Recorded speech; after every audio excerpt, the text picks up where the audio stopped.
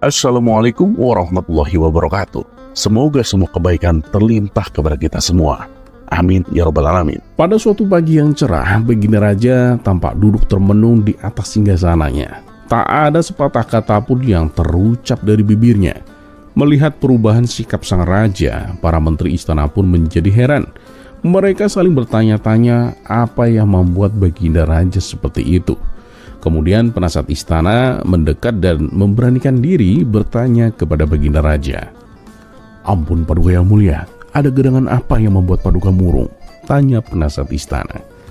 Baginda Raja lalu menghela nafas sambil menoleh ke arah penasehatnya.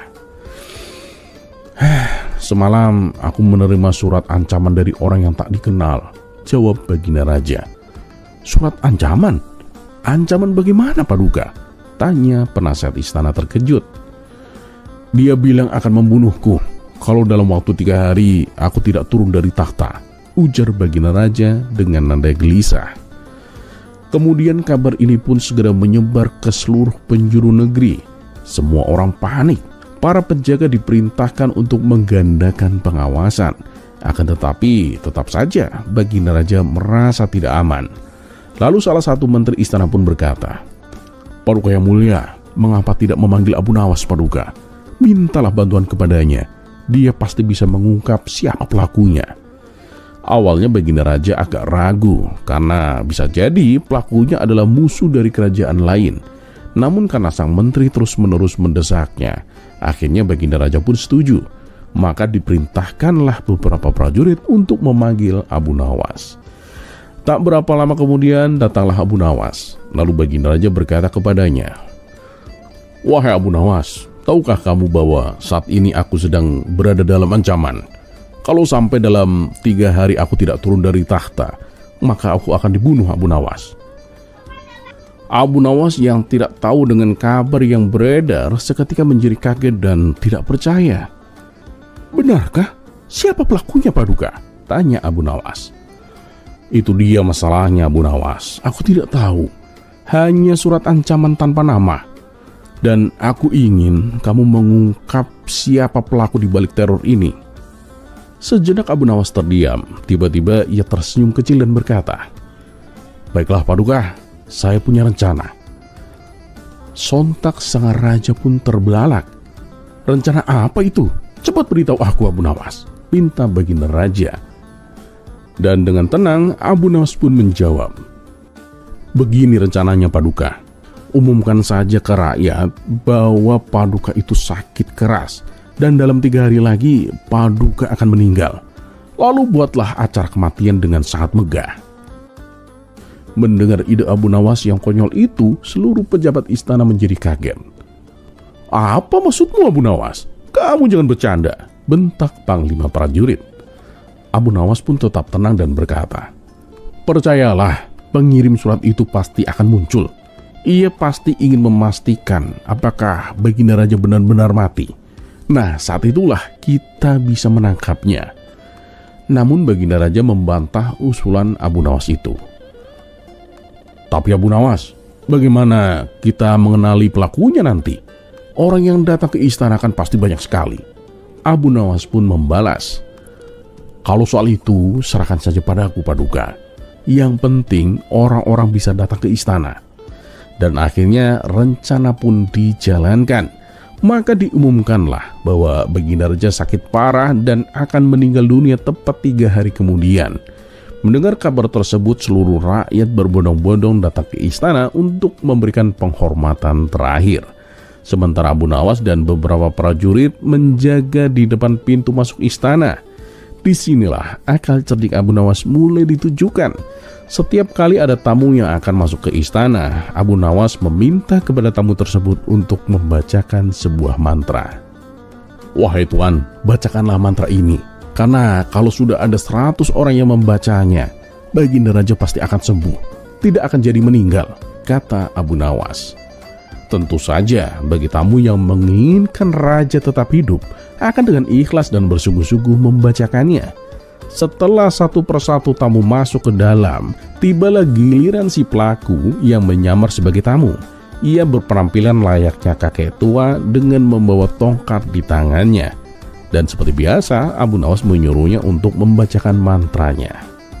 "Tolong bacakanlah mantra ini, kek. Kalau sudah ada 100 orang yang membacanya, Baginda Raja pasti akan sembuh dan tidak jadi meninggal," kata Abu Nawas.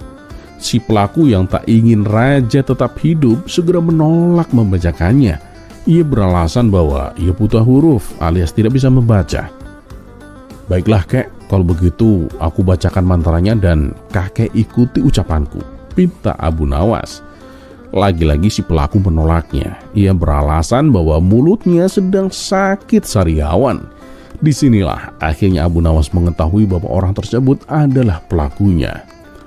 "Wahai prajurit, tangkap kakek tua ini. Dialah pelaku yang mengancam Baginda Raja," seru Abu Nawas. Dengan sigap, para prajurit segera bertindak, dan setelah diinterogasi, ia pun mengakui perbuatannya. Baginda Raja yang tak percaya dengan perilaku kakek tua itu pun menatapnya tajam dan tak habis berpikir. "Kamu ini sudah tua, kek. Kenapa nekat berbuat seperti itu? Harusnya kamu habiskan sisa umur yang tinggal sedikit itu untuk beribadah, kek. Bukan malah membuat onar di negeri ini," tutur Baginda Raja. Abu Nawas pun ikut mencela. "Jangan tertipu oleh penampilannya, Paduka. Dia ini bukan kakek tua." Kemudian Abu Nawas membongkar kedok penyamarannya. Rambut putih palsu di kepalanya ditarik, kumis dan janggutnya yang putih juga ikut ditarik. Maka terlepaslah semuanya. Akhirnya terkuak bahwa orang yang tadi kelihatan tua ternyata adalah bekas menteri istana yang korupsi. Dia sakit hati karena dipecat dari jabatannya. Melihat penampilan aslinya, mendadak Baginda Raja pun semakin murka. Baginda Raja pun menyuruh prajurit untuk menghukum mati saat itu juga. Dan keesokan harinya Abu Nawas kembali diundang ke istana. Ia diundang untuk menghadiri acara penghargaan. Baginda Raja dan seluruh pejabat kerajaan memuji-muji akan kecerdikan Abu Nawas. Dan tak lupa, Baginda Raja juga memberinya sekantung uang emas. Namun di akhir acara, Baginda Raja berkata kepada Abu Nawas, "Kamu memang cerdik dan aku kagum kepadamu, Abu Nawas. Tapi bagaimana kalau rencanamu gagal dan aku benar-benar mati?" Dengan entengnya Abu Nawas pun jawab, "Ya, itu berarti sudah takdir Allah, Paduka. Tapi setidaknya kan Paduka mati dengan penuh strategi." Sontak Baginda Raja dan para menteri istana pun tertawa terpingkal-pingkal.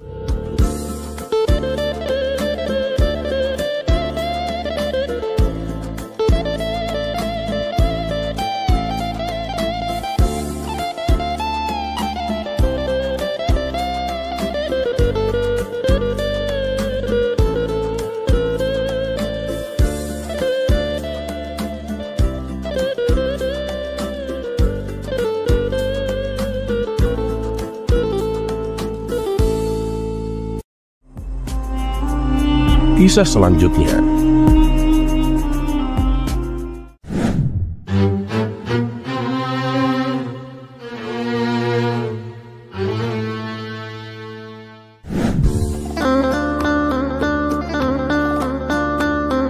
Suatu hari ada seorang wanita dari kerajaan datang menemui Abu Nawas. Wanita itu penasaran tentang suatu hal dan ingin mendapatkan penjelasan dari Abu Nawas yang terkenal dengan kebijaksanaannya. "Abu Nawas, aku ingin tahu," katanya sambil tersenyum. "Kenapa wanita harus mengenakan hijab? Bukankah tidak masalah jika kami tidak menutup kepala?" Abu Nawas pun menatap wanita itu dan mengangguk dengan tenang. "Pertanyaan bagus. Bagaimana jika kita lakukan sebuah eksperimen kecil untuk menjawab pertanyaanmu itu?" Wanita itu pun tampak tertarik. Abu Nawas kemudian meminta pembantunya untuk membawa 2 buah manisan segar. Satu manisan ia letakkan di atas piring terbuka dan satu lagi ia tutupi dengan kain bersih. "Coba lihat," kata Abu Nawas. Keduanya adalah 2 manisan yang sama-sama manis dan segar. Namun yang satu terbuka dan yang satunya lagi tertutup. Ayo kita lihat apa yang akan terjadi. Beberapa menit berlalu dan tiba-tiba seekor lalat mulai terbang mendekati manisan yang terbuka. Lalat itu hinggap di manisan dan mulai memakannya. Manisan yang tertutup tetap bersih dan tak tersentuh oleh lalat. Abu Nawas menatap wanita itu dan berkata, "Lihatlah, manisan yang terbuka menjadi sasaran lalat. sementara yang tertutup tetap bersih dan terjaga. Seperti itulah pentingnya berhijab. Ia menjaga dan melindungi wanita dari pandangan yang tidak pantas, sebagaimana kain ini melindungi manisan dari lalat. Wanita itu terdiam sejenak, lalu tersenyum sambil mengangguk. Aku mengerti sekarang, Abu Nawas. Hijab bukan hanya tentang menutupi kan, tetapi juga tentang menjaga diri. Abu Nawas pun tersenyum. Betul sekali, hijab adalah cara untuk menunjukkan rasa hormat pada diri sendiri dan kepada orang lain. Sama seperti kita menjaga hal-hal yang berharga agar tetap aman. Wanita itu pun pergi dengan pikiran yang tercerahkan, sementara Abu Nawas kembali menikmati harinya, tahu bahwa dia telah membantu seseorang melihat dunia dengan sudut pandang yang berbeda.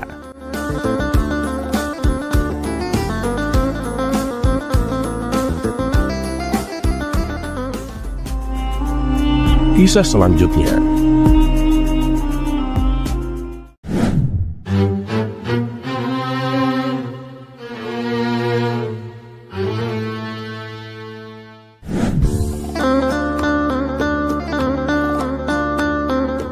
Di suatu sore yang cerah, Abu Nawas sedang duduk santai di bawah pohon besar di tepi sungai menikmati teh hangat. Tiba-tiba seorang pemuda datang menghampirinya dengan wajah penuh dengan penasaran.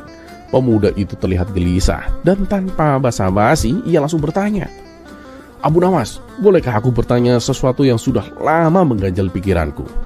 Abu Nawas pun menyesap tehnya dan tersenyum. "Tentu saja, apa yang membuatmu gelisah?" Pemuda itu duduk dan berkata, "Mengapa dalam Islam wanita seolah-olah dibatasi kebebasannya? Mereka harus menutup semua badan, tidak boleh sembarangan keluar rumah, dan harus mematuhi banyak aturan. Bukankah itu seperti mengekang mereka, Abu Nawas?" Abu Nawas pun tersenyum dengan penuh arti. "Pertanyaan yang menarik, tapi sebelum aku menjawab, izinkan aku melakukan sebuah percobaan kecil, agar kamu bisa memahami jawabannya dengan lebih mudah." Pemuda itu pun mengangguk, penasaran dengan apa yang akan dilakukan oleh Abu Nawas. Abu Nawas kemudian mengambil 2 ekor burung dari sangkar kecil di dekatnya. Burung yang pertama dibiarkan terbang bebas di udara, sementara burung yang kedua tetap di dalam sangkar, namun dengan makanan, air, dan perlindungan dari panas serta hujan. "Lihatlah kedua burung ini," kata Abu Nawas. "Yang satu bebas terbang kemanapun dia pergi, tetapi dia harus mencari makan sendiri dan menghadapi segala bahaya di luar sana. Sementara burung yang ada di dalam sangkar, meskipun terbatas ruang geraknya, ia aman dari ancaman burung pemangsa dan tidak perlu khawatir soal makanan." Pemuda itu pun mengerutkan dahi. "Tapi burung yang ada di dalam sangkar tidak bisa menikmati kebebasan, Abu Nawas." Abu Nawas pun tertawa kecil. "Benar. Tetapi kebebasan tanpa aturan dan batasan juga penuh resiko. Burung yang terbang bebas mungkin terlihat bahagia, namun setiap saat ia bisa saja tersesat, bahkan kelaparan atau mungkin menjadi mangsa. Sedangkan burung yang disangkar punya perlindungan dan segala kebutuhan dasarnya pun terpenuhi." Pemuda itu pun terdiam sejenak, mencoba mencerna maksud Abu Nawas. "Kamu tahu," lanjut Abu Nawas, "Islam menetapkan aturan-aturan bukan untuk mengekang wanita, tetapi untuk melindungi mereka dari bahaya yang tidak terlihat. Banyak aturan yang kelihatannya seperti pembatasan, tetapi sebenarnya itu adalah bentuk perlindungan dan perhatian. Seperti sangkar yang memberi keamanan, aturan-aturan ini memastikan wanita dihormati, tidak diperlakukan semena-mena dan terhindar dari bahaya." Pemuda itu pun akhirnya tersenyum merasa tercerahkan. "Jadi Islam sebenarnya tidak mengekang wanita ya Abu Nawas, tetapi melindungi mereka agar tetap aman dan dihargai." Abu Nawas pun mengangguk. "Benar sekali, kebebasan yang tanpa batas kadang malah membawa bahaya. Islam mengajarkan bahwa dengan batasan yang baik, seseorang bisa lebih bahagia dan terhindar dari hal-hal yang buruk. Jadi aturan yang ada bukan untuk mengurangi kebebasan, tetapi untuk memberikan kebebasan yang lebih bermakna." Pemuda itu pun mengangguk setuju. "Terima kasih Abu Nawas, penjelasanmu sungguh bijak dan masuk akal."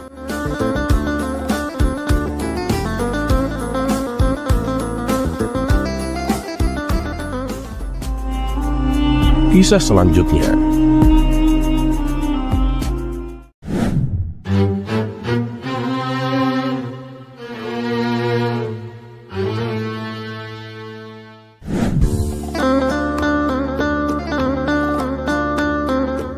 Suatu hari seorang pemuda datang menemui Abu Nawas. Pemuda itu tampak bingung dan resah. Ia pun berkata, "Wahai Abu Nawas, aku ingin sekali tahu bagaimana membedakan orang yang jujur dari yang munafik. Kadang orang tampak baik di depan tapi di belakangnya berbeda."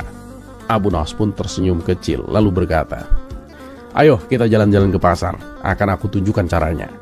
Mereka berdua pun berjalan bersama menuju pasar, dan setibanya di sana, Abu Nawas memperhatikan orang-orang sedang bertransaksi. Dia menunjuk seorang penjual buah yang sedang tersenyum lebar kepada pembeli. "Coba lihat orang itu," kata Abu Nawas. "Dia tampak ramah, tapi lihat tangannya. Ketika menimbang buah, dia diam-diam mengurangi beratnya. Senyumnya manis, tapi perbuatannya curang. Inilah contoh orang munafik." Pemuda itu pun mengangguk, namun belum puas. "Apakah hanya dengan tindakan curang kita bisa menilai seseorang menjadi orang munafik, Abu Nawas?" Abu Nawas pun tertawa kecil, lalu mengajak pemuda itu ke rumah seorang pejabat yang terkenal sangat dermawan. Mereka tiba di rumah pejabat itu, dan Abu Nawas pun mengetuk pintunya. Pejabat itu keluar dengan senyuman lebar. "Selamat siang, Abu Nawas, apa yang bisa aku bantu?" Abu Nawas pun menjawab, "Tuan, kami hanya ingin bertanya, bagaimana pendapatmu tentang amal dan sedekah?" Pejabat itu menjawab dengan penuh semangat, "Amal dan sedekah adalah kewajiban setiap orang, Abu Nawas. Aku saja selalu menyisihkan sebagian hartaku untuk kaum fakir miskin." Abu Nawas pun tersenyum lalu berkata, "Bagus sekali, Tuan. Tapi aku dengar dari para tetanggamu bahwa kamu hanya bersedekah ketika ada orang penting yang melihatmu. Apakah benar begitu?" Pejabat itu pun seketika terdiam, wajahnya memerah. Dia mencoba tertawa untuk menutupi rasa malunya. "Oh, itu hanya kebetulan saja, Abu Nawas. Tidak seperti yang kau kira." Setelah pamit dari rumah pejabat itu, Abu Nawas pun berkata kepada pemuda, "Munafik bukan hanya tentang perbuatan buruk yang disembunyikan. Terkadang mereka menunjukkan kebaikan hanya untuk mendapatkan pujian dari orang lain." Pemuda itu pun mulai mengerti, tetapi Abu Nawas melanjutkan, Namun cara terbaik untuk mengenali orang munafik adalah dengan memperhatikan apa yang mereka lakukan di saat tidak ada orang yang mengawasi mereka. Munafik adalah mereka yang berbeda di depan dan di belakang. Waspadalah kepada mereka yang terlalu sibuk terlihat baik di depan umum, tapi hatinya kosong dari niat baik yang tulus. Pemuda itu pun tersenyum dan mengangguk. "Terima kasih Abu Nawas, sekarang aku mengerti." Abu Nawas pun tertawa kecil. "Ingatlah pemuda, kejujuran tidak selalu ada di permukaan. Terkadang kamu harus lebih jeli melihat apa yang ada di balik senyuman dan kata-kata yang manis."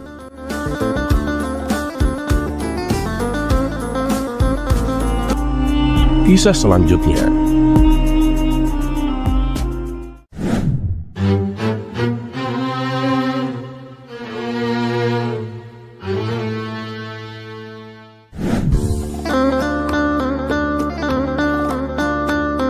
Di sebelah rumah Abu Nawas ada sebuah keluarga kaya raya yang menganut paham ateis.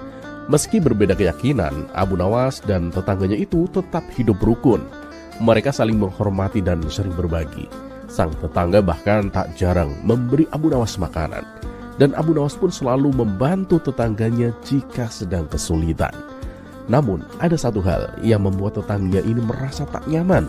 Setiap kali menerima sesuatu, Abu Nawas selalu mengucapkan Alhamdulillah. Menurut sang tetangga, seharusnya Abu Nawas mengucapkan terima kasih kepadanya, bukan kepada Tuhan. Meskipun ia merasa terganggu, ketidaksukaannya itu ia pendam. Sampai suatu hari ia merasa harus berbicara terus terang. Ia berkata kepada Abu Nawas dengan kesal, "Aku tidak suka mendengar ucapan Alhamdulillah darimu setiap kali aku memberikan sesuatu, Abu Nawas. Bukankah itu pemberianku? Harusnya kamu berterima kasih kepadaku." Abu Nawas yang tak ingin memicu perselisihan tersenyum dengan bijak. "Maaf kawan, jika perbuatanku itu membuatmu tidak nyaman. Baiklah, aku akan ucapkan Alhamdulillah dan terima kasih untukmu." Tetangganya semakin tidak senang dan mulai terang-terangan menjauhi Abu Nawas, merasa gagal dalam upaya menggoyahkan keyakinannya. Abu Nawas yang menyadari perubahan ini, tetapi tetap mencoba menjalin hubungan baik. Suatu malam, Abu Nawas merasa sangat lapar dan tidak punya apapun untuk dimakan. Karena ia tak ingin meminta bantuan tetangganya, ia pun memanjatkan doa. Ya Allah, berilah aku rezeki malam ini, karena aku sangat lapar ya Allah. Tak disangka doa Abu Nawas itu didengar oleh tetangganya yang berniat mengerjai Abu Nawas dan menunjukkan bahwa yang memberi makanan bukan Tuhan, tapi dirinya sendiri. Ia pun membeli roti dan memasukkannya ke dalam kantong besar, kemudian menyelipkan secari kertas yang bertuliskan, "Makanan ini bukan dari Tuhanmu, melainkan dari tetanggamu ini." Ia lalu meletakkan kantong tersebut di depan pintu Abu Nawas, mengetuk pintu dan cepat-cepat bersembunyi di balik semak-semak untuk melihat reaksi Abu Nawas. Saat pintu dibuka, Abu Nawas terkejut melihat kantong besar berisi roti-roti yang lezat. Ia pun segera berlutut dan bersyukur. "Alhamdulillah ya Allah, Engkau telah mengabulkan doaku." Tetangganya semakin penasaran ketika melihat Abu Nawas menemukan kertas yang ia selipkan di antara roti. Abu Nawas sempat terdiam, kemudian membaca tulisan di kertas tersebut. Sambil tersenyum, Abu Nawas berkata lantang, "Alhamdulillah ya Allah, Engkau mengirimku rezeki melalui setan, dan setan itu pula yang membayarkan semua makanan ini." Mendengar itu, tetangganya yang bersembunyi di balik semak-semak langsung kesal setengah mati.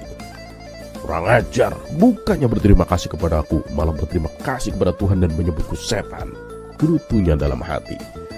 Abu Nawas pun kembali ke rumahnya, menikmati roti-roti yang diberikan sambil tersenyum puas. Sementara tetangganya pulang dengan perasaan kesal karena rencana usilnya justru berbalik menghibur Abu Nawas.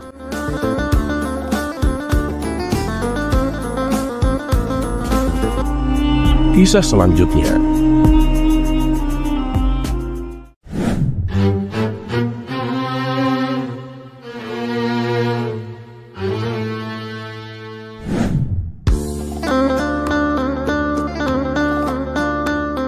Suatu kali Baginda Raja kedatangan dua orang tamu.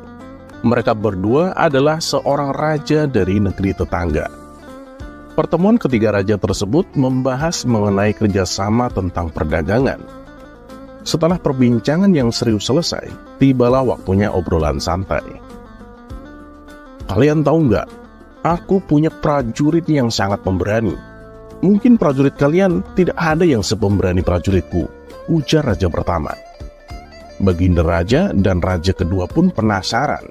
Mereka berdua lalu bertanya kepada raja pertama itu, "Memangnya prajuritmu sehebat apa?" Raja pertama pun menjawab, "Prajuritku, dia berani berenang di tengah kerumunan buaya yang sedang lapar, dan dia berhasil selamat." "Oh, kalau cuma itu sih, prajuritku juga nggak kalah berani," timpal raja kedua. "Aku pernah menyuruh prajuritku bertarung melawan 8 ekor singa. Yang ke-8 singa tersebut sedang kelaparan. Dia bertarung dengan tangan kosong, dan dia berhasil menang. Sedangkan ke-8 singa tersebut mati mengenaskan," balas raja kedua tak mau kalah. "Lalu bagaimana dengan Paduka Raja? Apakah Paduka Raja mempunyai prajurit yang pemberani?" tanya kedua raja tersebut kepada Baginda Raja.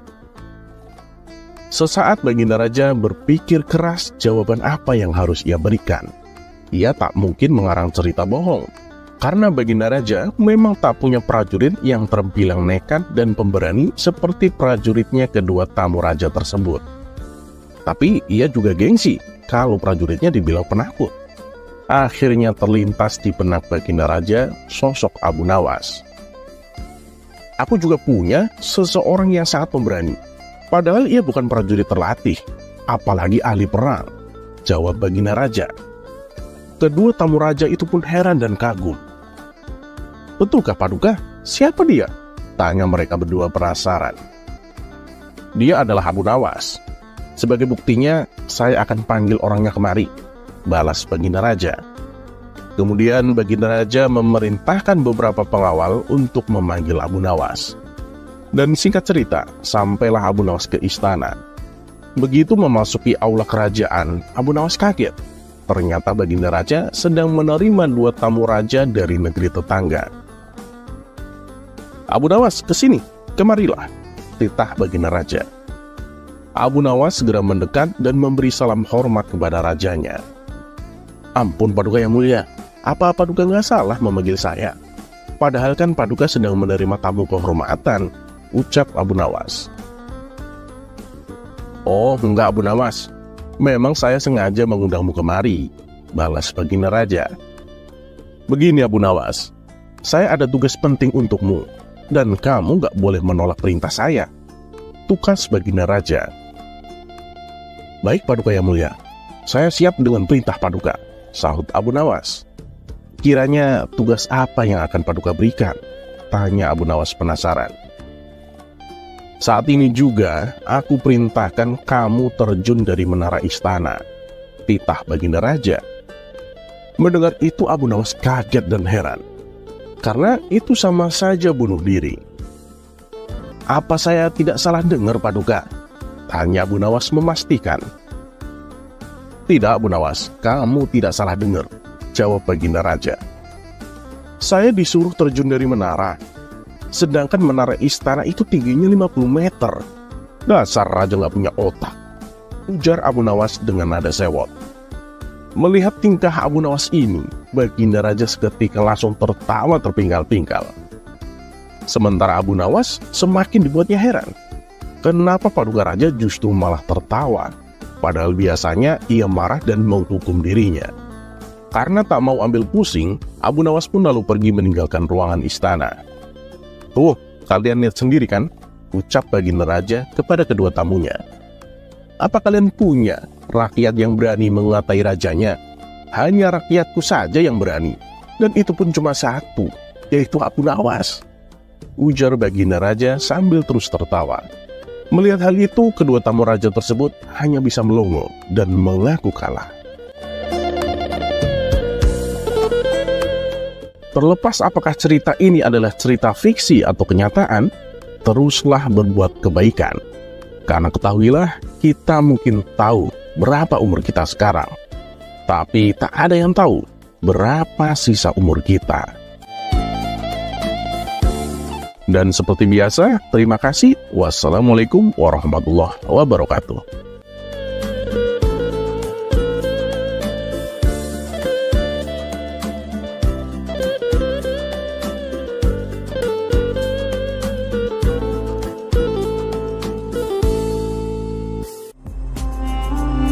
Kisah selanjutnya.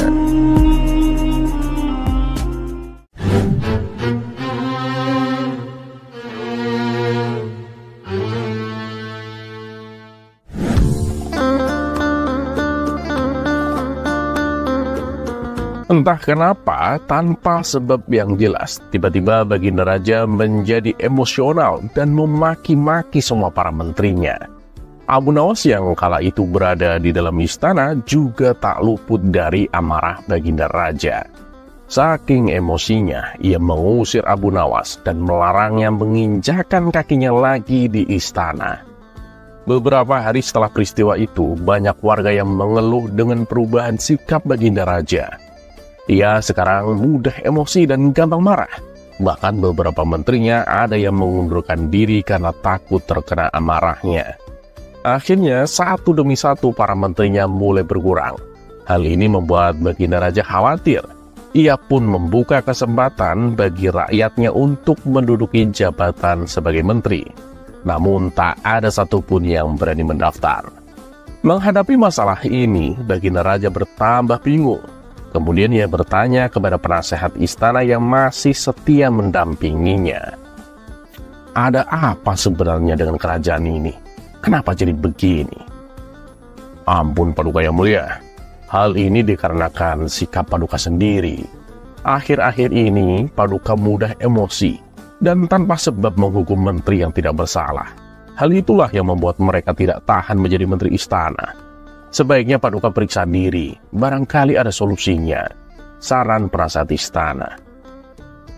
"Kamu kira aku ini sakit? Lancang sekali ucapanmu," bentak baginda raja. Ia pun menyuruh beberapa pengawal untuk menangkap dan memenjarakan penasehat tersebut. Kabar tentang dipenjarakannya penasehat istana akhirnya sampai juga ke telinga Abu Nawas. "Bagaimana ini Abu Nawas? Tanya para warga. Ini udah nggak bisa dibiarin. Harus ada orang yang bisa menyadarkan Baginda Raja, kata warga lainnya. Bener Abu Nawas, tapi kalau kami yang melakukannya, itu nggak mungkin. Penasihat istana saja di penjara, apalagi kami yang rakyat kecil, timpal warga lainnya. Sesaat Abu Nawas termenung, ia mulai memutar otak untuk mendapatkan jalan keluarnya. Tidak berapa lama kemudian muncullah ide konyol di benaknya. Ya sudah, begini saja. Kalian semua sebarkanlah kabar bahwa aku diterkam harimau yang kupelihara sejak kecil, kata Abu Nawas. Mereka pun setuju dan menuruti perkataannya, meskipun mereka tidak tahu apa maksud di balik rencana Abu Nawas tersebut, mereka tetap melakukannya. Singkat cerita, seluruh penduduk Baghdad dihebohkan oleh berita tentang Abu Nawas yang diterkam oleh harimau peliharaannya.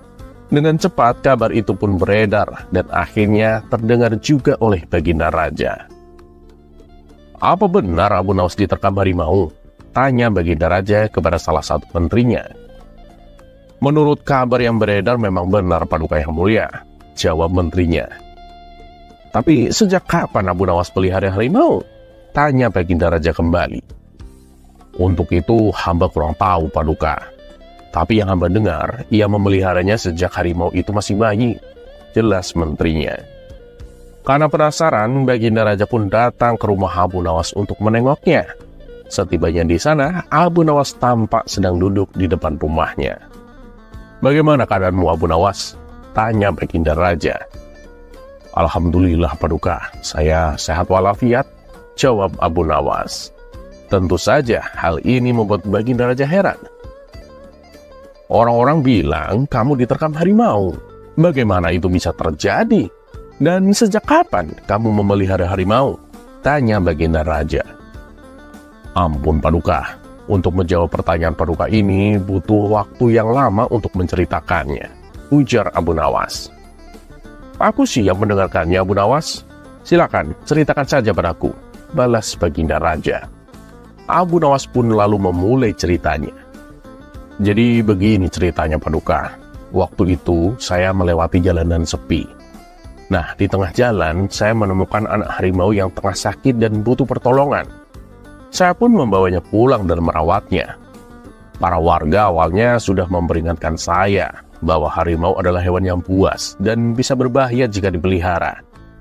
Namun seiring berjalannya waktu, setelah harimau itu tumbuh dewasa, ia menjadi hewan yang penurut. Para warga pun tidak ada yang takut bila berpapasan dengannya. Bahkan tidak sedikit anak-anak yang bermain dengan harimau milikku itu Paduka. Di sela-sela ceritanya, Baginda Raja bertanya, kalau memang penurut, kenapa dia sampai menerkammu Abu Nawas? Abu Nawas lalu melanjutkan ceritanya. Jadi kejadian ini berawal ketika aku keluar kota selama 3 hari dan lupa memberinya makan.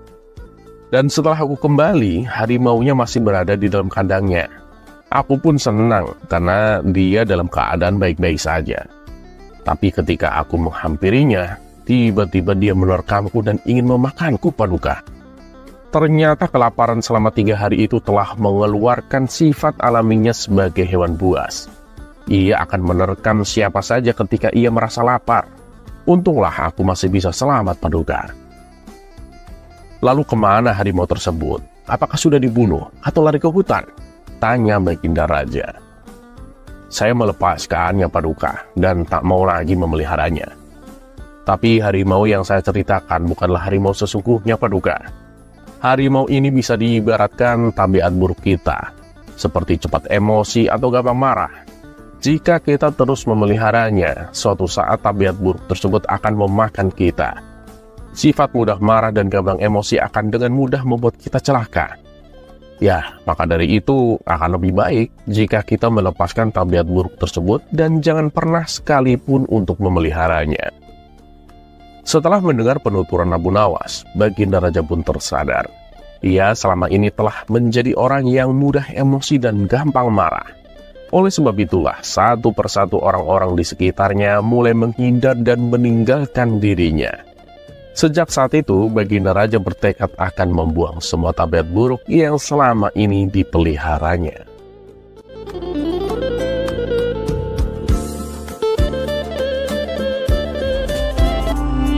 Kisah selanjutnya. Kisah selanjutnya. Keinginan yang sederhana.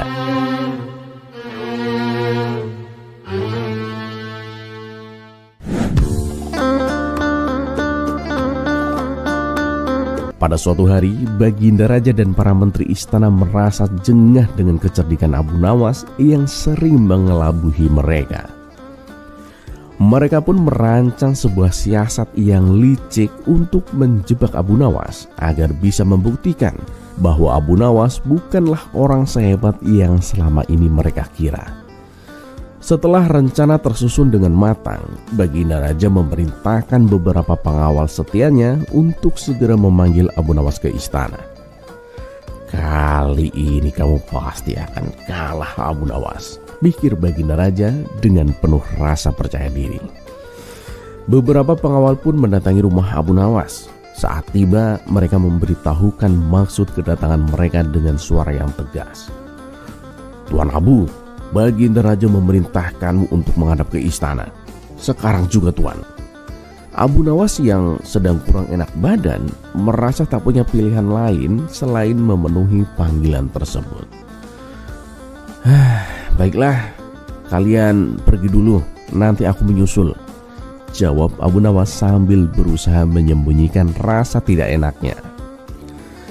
Namun di dalam hatinya, Abu Nawas merasakan gelisah dan mencium ada sesuatu yang janggal. Ia pun berpikir keras bagaimana caranya supaya ia lolos dari jebakan Baginda Raja tanpa kesulitan. Akhirnya Abu Nawas pun muncul di istana dengan penampilan yang sangat berbeda, mengenakan pakaian kumal dan kotor layaknya seorang pengemis. Melihat penampilan Abu Nawas yang jauh dari biasanya, Baginda Raja pun merasa iba. Wahai Abu Nawas, mengapa kamu datang ke istana dengan pakaian seperti itu? Tanya Baginda Raja dengan nada penuh perhatian. Abu Nawas pun menjawab dengan suara yang lemah. Wahai Paduka yang mulia, ketika aku berjalan ke sini, banyak orang kaya dan dermawan melihatku. Mereka berbondong-bondong memberikan hartanya karena mengira aku ini sangat membutuhkan. Namun aku menolak semua pemberian mereka, Paduka.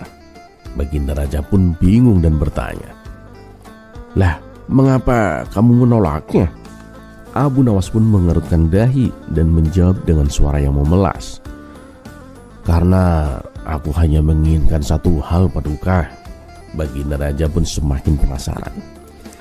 Memang apa keinginanmu, Abu Nawas? Biarkan aku saja yang mewujudkannya.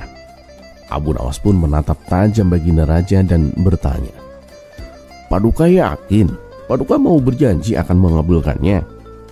Oh iya, aku berjanji, Abu Nawas, jawab Baginda Raja dengan bersungguh-sungguh. Abu Nawas pun berkata dengan santai, keinginanku ini cuma sederhana, Paduka. Keinginanku adalah biarkan aku beristirahat dengan tenang dan jangan ganggu aku sedikit pun, Paduka. Baginda Raja pun terkejut luar biasa. Siapa sangka keinginan Abu Nawas itu memang hanya sederhana, tapi berat untuk Baginda Raja, karena semua siasatnya akan gagal kalau itu dikabulkan. Ya, karena sudah berjanji, Baginda Raja pun menyuruh semua pengawalnya untuk tidak mengganggu Abu Nawas dan mempersilahkannya pulang. Namun di dalam hati, Baginda Raja merasa sangat kecewa dan kesal. Sialan Abu Nawas, aku sudah tertipu dengan penampilannya. Aku sudah siapkan rencana jitu, tapi ternyata ia lebih cerdik dariku, pikir Baginda Raja. Dan keesokan harinya, para menteri mendatangi Baginda Raja dan menanyakan hasil jebakan tersebut. Baginda Raja hanya bisa menggeleng dan berkata, Abu Nawas itu memang bukan orang biasa. Kita harus mencari cara lain jika ingin mengalahkannya. Di sisi lain, Abu Nawas pulang dengan senyum yang lebar. Ia sudah menyiapkan langkah selanjutnya karena ia tahu bahwa kecerdikannya akan selalu diuji oleh mereka yang iri dan tidak suka dengan kebijaksanaannya.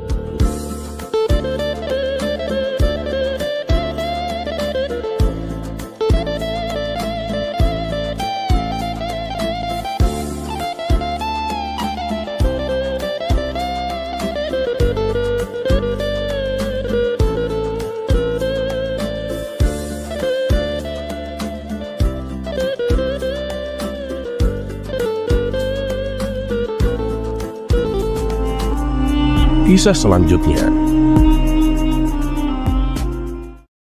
Memindahkan istana.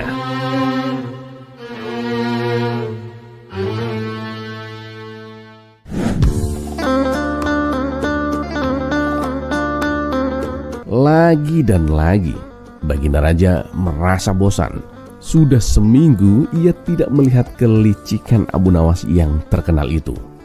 Maka seperti biasanya ia pun memanggil Abu Nawas ke istana.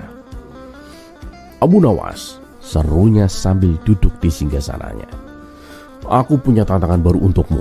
Tapi kali ini tidak ada yang bisa lolos darinya." Abu Nawas pun membungkuk dengan sopan. "Apapun perintah Paduka, hamba siap menjalankan. Ya, selama tidak diminta membuat matahari terbit dari barat." Semua orang di ruang singgasana pun tertawa kecil, tapi Baginda Raja hanya tersenyum tipis. "Aku ingin kamu memindahkan seluruh istana ini ke bukit sebelah timur, Abu Nawas. Dan kamu hanya punya waktu 1 malam," kata Baginda Raja dengan suara yang menggelegar. Ruangan mendadak hening. Para menteri saling pandang.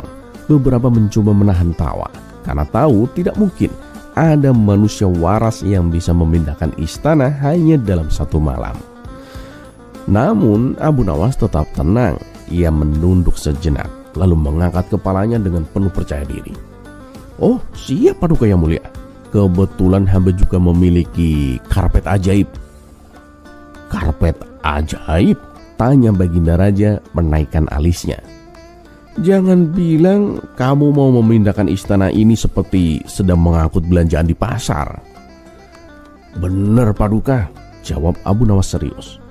"Dengan karpet itu saya bisa memindahkan istana kemana saja Paduka, bahkan ke puncak gunung sekalipun." Para menteri mulai berbisik-bisik. Salah satu sahabat raja yang memang tidak terlalu suka dengan Abu Nawas berdiri dan menyela. "Kalau memang begitu, tunjukkan saja karpet itu sekarang. Jangan-jangan ini hanya akal-akalanmu, Abu Nawas." Abu Nawas pun tersenyum lebar. "Oh, tentu saja saya akan menunjukkannya, Tuan Menteri. Tapi disitulah letak masalahnya." "Apa maksudmu, Abu Nawas?" tanya Baginda Raja dengan mata yang menyipit. "Begini Paduka, karpet itu saya simpan di tempat paling aman, yaitu di bawah tanah istana ini Paduka," jelas Abu Nawas dengan tenang. "Di bawah tanah istana?" tanya Baginda Raja dengan curiga. "Benar Paduka, tapi karena saya menyembunyikannya dengan sangat hati-hati, karpet itu kini terkubur cukup dalam Paduka. Dan untuk mendapatkannya, Paduka harus membongkar sebagian besar pondasi istana ini. Dan satu-satunya orang yang boleh membongkar istana kerajaan adalah Paduka sendiri, sesuai dengan peraturan yang Paduka buat sendiri 3 tahun lalu. Ingat kan Paduka?" kata Abu Nawas sambil tersenyum tipis. Baginda Raja mengurutkan keningnya. Ia memang pernah mengeluarkan peraturan aneh itu agar para bangsawan tidak sembarangan merombak bangunan kerajaan. Tapi ia tak menyangka aturan itu akan berbalik menyerangnya sendiri. "Kalau begitu, aku harus merobohkan istana ini hanya demi karpet yang belum tentu ada itu," kata sang raja mulai ragu. "Betul sekali Paduka. Karena tanpa karpet itu saya tidak bisa menjalankan perintah Paduka. Tapi kalau Paduka berhasil menemukannya, saya berjanji Paduka, istana ini akan berpindah tempat sebelum ayam berkokok." Para menteri pun langsung heboh. Ada yang geli, ada yang bingung, dan sebagian besar mengangguk-angguk kagum. Bukan karena karpet ajaib, tapi karena kelicikan Abu Nawas yang lagi-lagi berhasil membalikan keadaan. Sahabat raja yang tadi memprotes hanya bisa menghela nafas dan duduk kembali sambil berdesis. Licik sekali orang ini. Dan akhirnya setelah berpikir panjang dan setelah mempertimbangkan bahwa ia tidak ingin merobohkan istananya sendiri hanya untuk mencari karpet yang mungkin saja tidak ada, Baginda Raja pun mengangkat tangannya. Sudahlah Abu Nawas, aku batalkan perintah itu." Abu Nawas pun langsung membungkuk. "Terima kasih Paduka Yang Mulia. Hamba sangat menghargai kebijaksanaan Paduka yang luar biasa. Dan tentu saja untuk kekuatan Paduka yang hampir sanggup membongkar istana sendirian. Para menteri pun tertawa. Baginda Raja akhirnya ikut tertawa juga, meski agak kesal karena lagi-lagi ia kalah telak oleh akal licik Abu Nawas.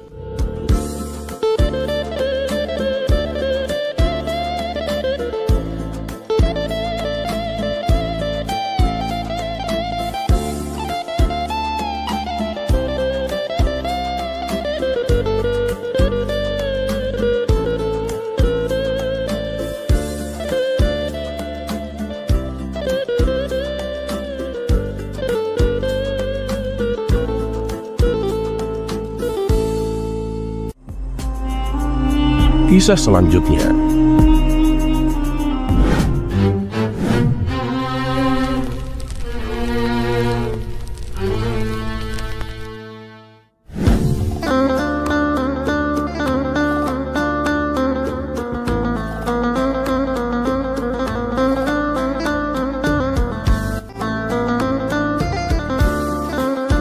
Kisah si cerdas Abu Nawas memang tak ada habisnya. Berbagai tingkah lakunya yang kocak namun syarat dengan ilmu selalu dinantikan dan menarik untuk didengarkan.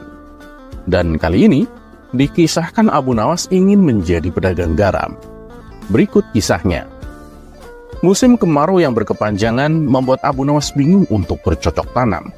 Sebelumnya ia sudah berusaha menanam kentang, tapi karena tidak ada hujan, maka panen kentang yang diperoleh sangat mengecewakan. Tak ingin mengalami kerugian untuk kedua kalinya, akhirnya ia mencoba berusaha untuk berdagang, yaitu menjual garam. Keinginannya itu ia sampaikan kepada istrinya. "Wahai istriku, rencananya aku ingin usaha jualan garam. Bagaimana pendapatmu?" kata Abu Nawas. "Berdagang garam itu ya bagus, tapi apa kamu sudah tahu di mana belanja garam yang murah?" tanya istrinya. "Ngapain harus beli? Aku akan mencarinya di laut. Allah kan sudah memberikan secara cuma-cuma, dan tugas kita adalah berusaha," ujar Abu Nawas. Esok paginya, Abu Nawas bersiap-siap untuk pergi ke laut. Setelah menempuh perjalanan agak lama, sampailah ia di tepian pantai. Dan singkat cerita, Abu Nawas berhasil membuat garam selama seminggu lamanya. Air laut dikumpulkan menjadi beberapa tempat. Dan di hari yang ketujuh, Abu Nawas membawa pulang garam-garam tersebut. Namun saat perjalanan pulang, ia melewati sungai dan akhirnya berhenti untuk beristirahat. Abu Nawas meletakkan sekarung garam pada tumpuan kayu. Ia segera mandi lalu makan buah-buahan di hutan. Abu Nawas pun merasa sangat kenyang. Akhirnya rasa kantuk pun mulai menghampirinya. "Bila aku tidur di sini, nanti garamku bisa dicuri orang. Lebih baik garam ini aku sembunyikan dulu saja," pikir Abu Nawas. Seketika itu Abu Nawas pun langsung melihat ke suatu tempat yang aman. Ia langsung mengambil sekarung garam dan meletakkannya di sana. Setelah selesai, ia kemudian berjalan ke sebuah pohon rindang untuk tidur istirahat. Beberapa saat kemudian, Abu Nawas pun terbangun, lalu bergegas mengambil sekarung garam miliknya. "Aku harus cepat pulang, pasti istriku sudah lama menungguku," ucap Abu Nawas. Dan setibanya di rumah, Abu Nawas terdengar berteriak memanggil sang istri. "Istriku, istriku, ini aku sudah pulang membawa garam," kata Abu Nawas. Lalu Abu Nawas meletakkan karung garamnya di sebuah alas yang sudah dipersiapkan. Begitu istrinya membuka karung garam itu, ia pun heran. "Loh, mana garamnya?" tanya sang istri. Di mana ya tadi aku letakkan? Emang nggak ada di dalam karung?" "Wah, ternyata benar. Garamku dicuri orang sewaktu aku tidur tadi. Padahal aku sudah sembunyikan di tempat yang aman. Dan nggak mungkin rasanya ada orang yang mengetahuinya," tutur Abu Nawas. "Memangnya kamu sembunyikan di mana karung garamnya?" tanya sang istri kembali. "Ya biar aman aku sembunyikan di dalam sungai," jawab Abu Nawas. Sang istri pun hanya bisa menggelengkan kepala mendengar perkataan suaminya itu. Maka langsung tersebarlah kabar bahwa Abu Nawas menjual garam misterius, karena garam itu bisa hilang secara misterius.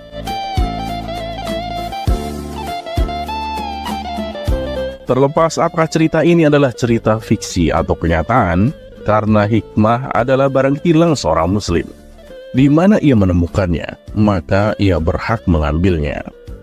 Dan satu yang harus selalu kita tahu, bahwa Allah Subhanahu wa Ta'ala tidak pernah menjanjikan bahwa langit itu selalu biru, bunga selalu mekar, dan mentari selalu bersinar. Tapi ketahuilah bahwa Dia selalu memberi pelangi di setiap badai, senyum di setiap air mata, berkah di setiap cobaan, dan jawaban di setiap doa. Dan seperti biasa, terima kasih. Wassalamualaikum warahmatullahi wabarakatuh.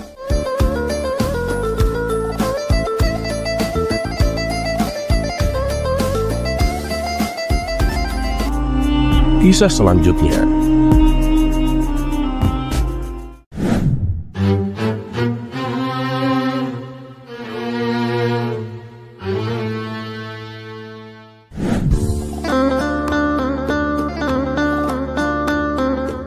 Suatu hari, seorang menteri yang sudah mulai menua berencana mengadakan pesta besar. Meskipun usianya semakin bertambah, ia ingin selalu tampil gagah dan muda di depan para tamu. Maka diundanglah orang-orang penting, termasuk Abu Nawas, untuk memeriahkan acaranya. Malam itu Abu Nawas tiba di rumah sang menteri dengan semangat. Ia sudah membayangkan hidangan lezat yang akan disantapnya. Setibanya di sana, Abu Nawas disambut hangat oleh sang menteri yang mempersilakannya duduk bersama para tamu yang lain. Tidak lama kemudian, berbagai hidangan istimewa mulai dihidangkan. Abu Nawas yang tak sabar mencicipinya segera mengambil makanan sambil bertanya, "Ngomong-ngomong, pesta ini dalam rangka apa ya? Jangan-jangan Tuan Menteri naik jabatan?" "Bukan Abu Nawas," jawab Tuan Menteri. "Ini hanya pesta kecil untuk merayakan ulang tahunku." "Oh, pantas saja hidangannya mewah. Dan Tuan Menteri juga tampak gagah dan berwibawa," puji Abu Nawas. Mendengar itu, Tuan Menteri tersenyum bangga dan para tamu tertawa kecil. Namun, di tengah keceriaan pesta, salah satu tamu tiba-tiba berkomentar, "Tuan Menteri, janggut Anda sudah mulai beruban, Tuan. Mungkin akan lebih indah jika dicat hitam, Tuan." Seketika wajah Tuan Menteri berubah marah. "Kurang ajar kamu. Kamu pikir aku ini sudah tua dan tidak layak tampil gagah?" bentaknya sambil memerintahkan pengawal untuk menyeret tamu itu ke penjara. Suasana pesta pun mendadak tegang. Tuan Menteri masih kesal, menoleh ke tamu lainnya dan bertanya dengan nada tajam, "Apakah kamu lihat ada uban di janggutku?" Karena takut dihukum, tamu kedua menjawab dengan hati-hati, "Hampir tidak ada, Tuan Menteri." "Hampir? Apa maksudmu dengan hampir?" "Pengawal, masukkan orang ini ke penjara juga," teriaknya. Tamu kedua pun diseret pergi. Kini suasana pesta benar-benar mencekam.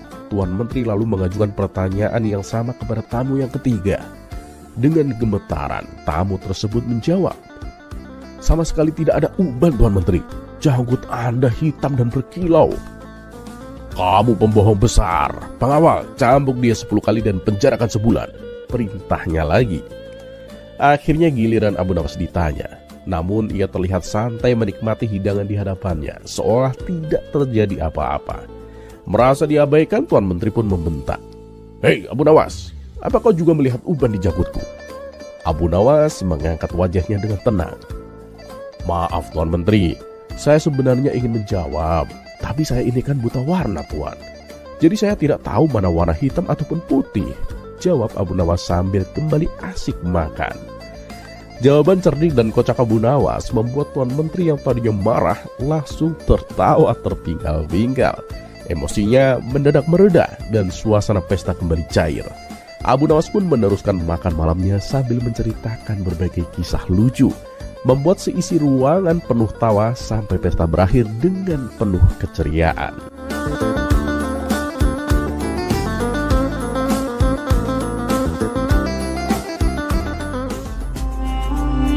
Kisah selanjutnya.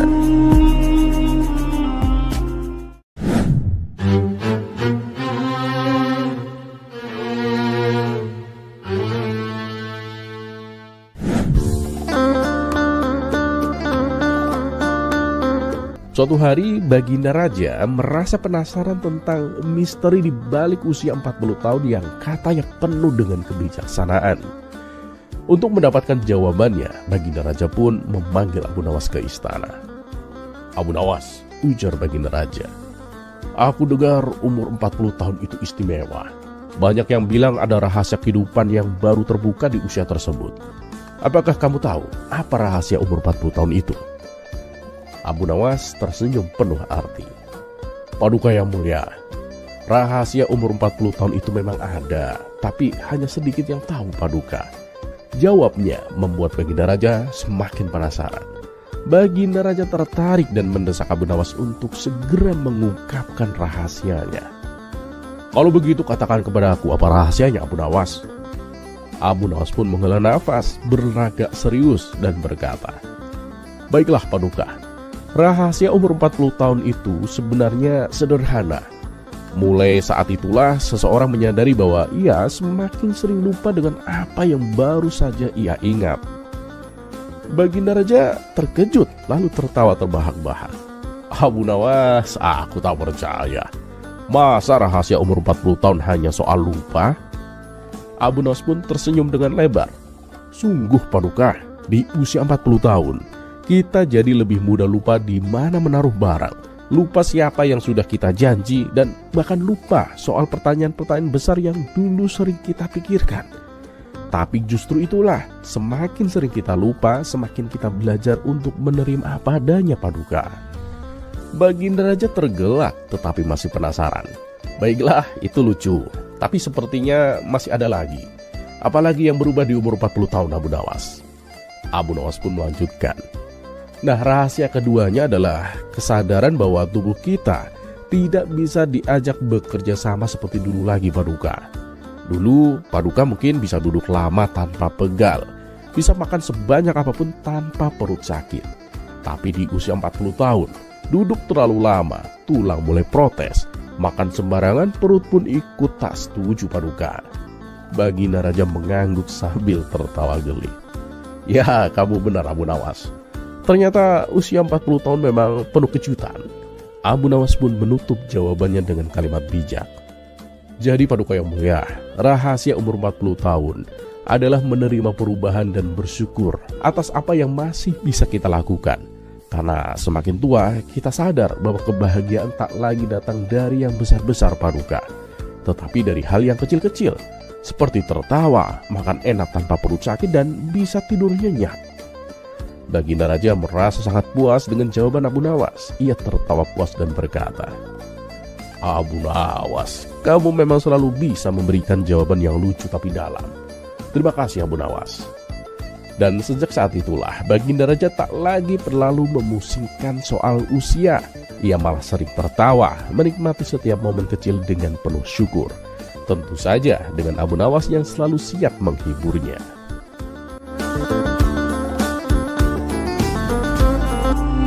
Kisah selanjutnya.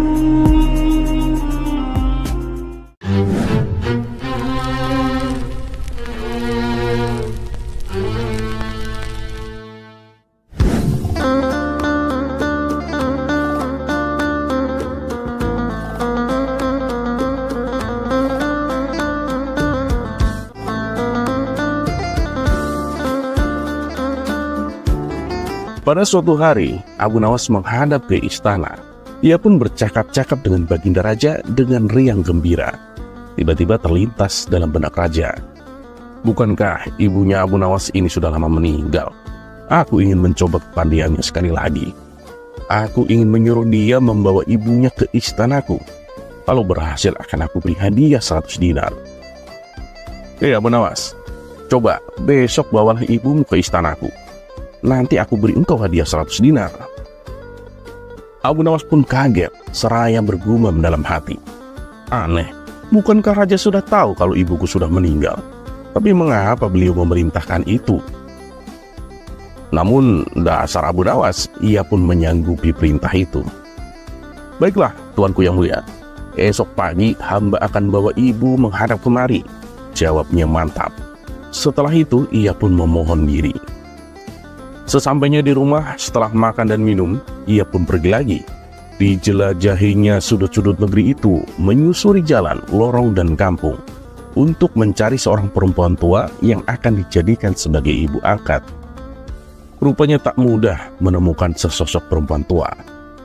Setelah memeras tenaga, mengayun langkah ke sana kemari hingga jontor, barulah ia menemukan yang dicari. Perempuan itu adalah seorang pedagang kue apem di pinggir jalan yang sedang memasak kue-kue dagangannya. Dihampirinya lah perempuan tua itu. "Wahai ibu, bersediakah engkau kujadikan ibu angkat?"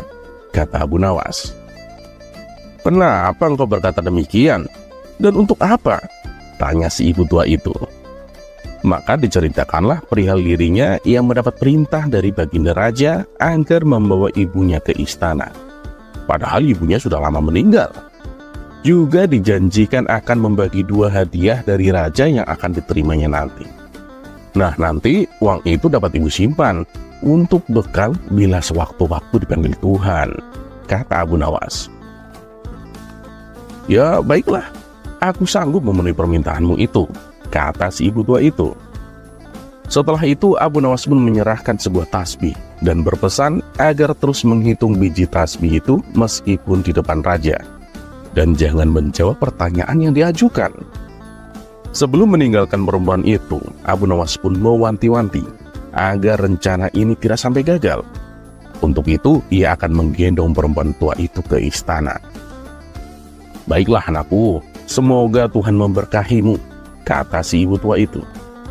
"Amin ya robbal alamin, dan terutama kepada ibuku," kata Abu Nawas. Keesokan harinya pagi-pagi sekali, Abu Nawas sudah sampai di istana, lalu memberikan salam kepada Baginda Raja. "Waalaikumsalam Abu Nawas," jawab Baginda Raja. Setelah itu Baginda Raja memandang Abu Nawas. Bukan main terkejutnya Raja Harun melihat Abu Nawas menggendong seorang perempuan tua. "Siapa yang kamu gendong itu? Itu ibumu?" tanya Baginda Raja. "Tapi kenapa siang begini kamu baru sampai, Abu Nawas?" "Benar Paduka Yang Mulia, inilah ibuku. Beliau ini sudah tua dan kakinya lemah, tak mampu berjalan kemari. Padahal rumahnya sangat jauh. Itulah sebabnya hamba gendong ibu kemari," kata Abu Nawas sambil menundukkan ibu tua di hadapan raja. Setelah duduk, ibu tua itu pun memegang tasbih dan segera menghitung biji tasbih tanpa henti. Meski Baginda Raja mengajukan beberapa pertanyaan kepadanya. Tentu saja Raja Harun tersinggung. Ibumu ini sangat tidak sopan. Lagi pula apa yang diucapnya itu sampai tak mau berhenti. Abu Nawas pun berkata, "Ya Paduka Yang Mulia, ibuku ini mempunyai suami 99 Paduka. Beliau sengaja menghafal nama-nama mereka satu persatu dan tidak akan berhenti sebelum selesai semuanya." Demi mendengar ucapan Abu Nawas tadi, perempuan tua itu pun melempar tasbih dan bersembah datang kepada Baginda Raja. "Ya Tuanku yang mulia, saya ini dari muda sampai tua begini hanya punya seorang suami. Apabila sekarang ini berada di hadapan Paduka, itu adalah atas permintaan si Abu Nawas ini. Dia berpesan agar hamba menghitung-hitung biji tasbih dan tak menjawab pertanyaan Paduka. Janjinya, nanti Abu Nawas akan membagi 2 hadiah yang akan diterimanya dari Paduka." Begitu mendengar ucapan perempuan tua itu, Raja Harun Ar-Rasyid pun tertawa dan menyuruh memukul Abu Nawas 100 kali. Ketika perintah itu akan dilaksanakan, Abu Nawas pun meminta izin untuk dipertemukan dengan Baginda Raja. "Wahai Paduka yang mulia, hukuman apakah yang akan Paduka jatuhkan kepada hamba ini?" "Abu Nawas, karena engkau berjanji kepadaku akan membawa ibumu kemari, aku pun berjanji akan memberi hadiah uang 100 dinar. Tapi karena kamu tak bisa memenuhi janjimu, terimalah 100 kali pukulanku," kata Baginda Raja. "Ya Paduka yang mulia, hamba kan sudah berjanji dengan perempuan tua ini akan membagi 2 hadiah yang akan Paduka berikan kepada hamba. Tetapi karena sekarang hamba mendapatkan dera, hadiah itu juga harus dibagi 2. Karena yang bersalah kan 2 orang Paduka. Hamba terima hukuman itu, tetapi 50-50 dengan perempuan tua ini," kata Abu Nawas. Dalam hati baginda raja bergumam, jangankan dipukul 50 kali, dipukul sekali saja perempuan tua ini tak akan mampu berdiri lagi. Setelah itu, Raja Harun ar-Rasyid memberi 50 dinar kepada perempuan tua itu, sambil berpesan agar tidak cepat percaya kepada Abu Nawas bila lain kali menemuinya. Dengan sukacita diterimanya hadiah itu dan dipandangnya Abu Nawas. Ya Paduka yang mulia, ampun beribu ampun. Jika ibuku telah mendapat anugerah dari Paduka, tidak adil kiranya bila anaknya ini dilupakan begitu saja. Ya, terimalah pula bagianmu Abu Nawas, ujar baginda raja sambil tersenyum. Ini, semua orang pun tertawa dalam hati setelah Abu Nawas bermohon diri pulang ke rumah. Demikian pula perempuan tua itu dan semua yang hadir di istana bahagia dengan perasaannya masing-masing.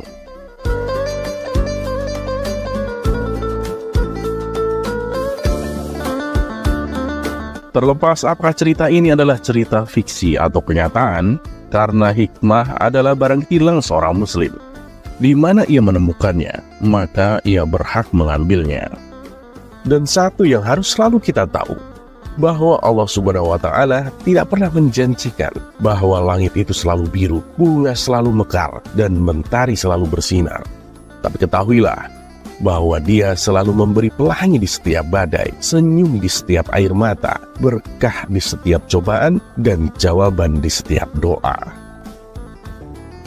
Dan seperti biasa, terima kasih. Wassalamualaikum warahmatullahi wabarakatuh.